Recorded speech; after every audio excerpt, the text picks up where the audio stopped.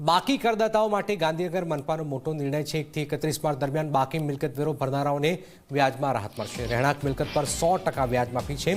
બિન રહેણાંક મિલકતોના વેરામાં 50% વ્યાજ માફ છે। નાણાકીય વર્ષ 2025-26ના વેરા પર લાભ લાગુ નહીં પડે।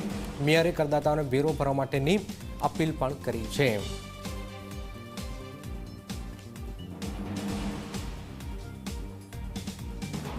તારીખ 1 માર્ચ 2026 થી 31 માર્ચ 2026 દરમિયાન જે મિલકત ધારકોએ પોતાના બાકી ટેક્સ એક સાથે ભરશે તેમને રહેણાંક મિલકત માટે 100% વ્યાજ માફી અને બિન રહેણાંક મિલકત માટે 50% વ્યાજ માફીનો લાભ આપવામાં આવશે।